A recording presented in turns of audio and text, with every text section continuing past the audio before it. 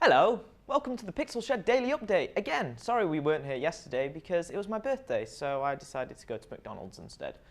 Well, it's time for some more news. So let's start with a bit of Star Fox Zero, as it was delayed earlier this year, and Platinum Games' Yusuke Hashimoto has shed some light on the delay, saying the game is now running at 60 frames per second on both screens.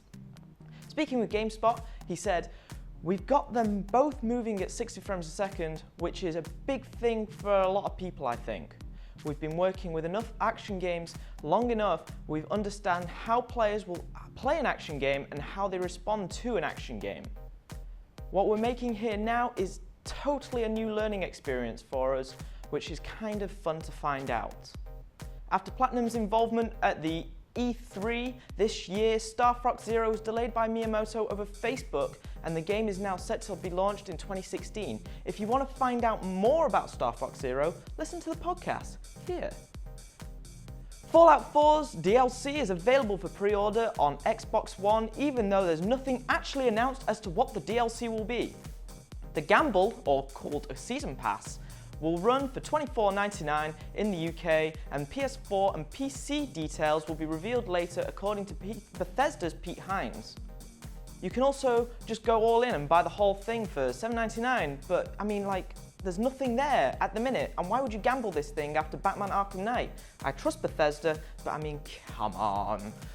Fallout 4 comes out on November 10th, but it's a little weird, you know? It's just weird that we're being offered something that technically doesn't exist, and hand over your money.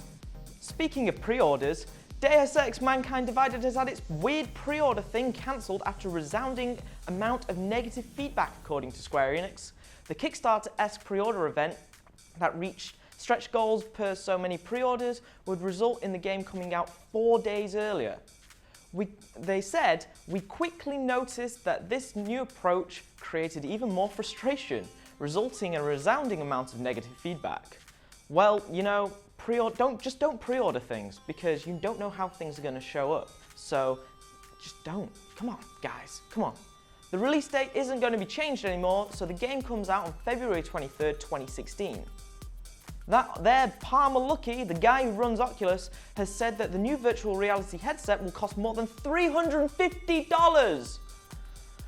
Talking to Road to VR, he explained, "The reason for that is that we've added a lot of technology to this beyond what existed in the Development Kit 1 and Development Kit 2 days." He goes on further to explain that it's not about making more money because they have more stuff, but how to avoid a good but not quite there reception to the first public release. Do you want to know something even more ridiculous? The Oculus Rift will also be getting a specially made built PCs by Dell, Alienware and Asus, which will run from $1,000, with the all-in setup coming around $1,500. That is more money than I can fucking imagine. Oculus Rift is supposedly going to launch in April 2016, just before PlayStation VR, which launches in the July, and will be priced as a new gaming platform, so that means between $350 and $500. Amiibo! More money! Toys!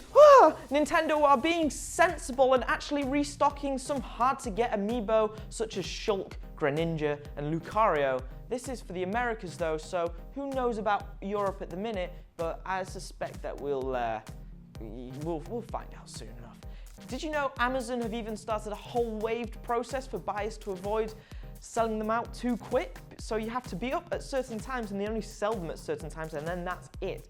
It's crazy.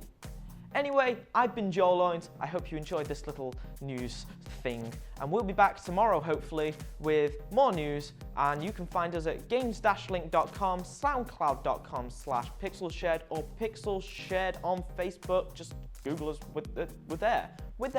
We're people. We do news. See ya!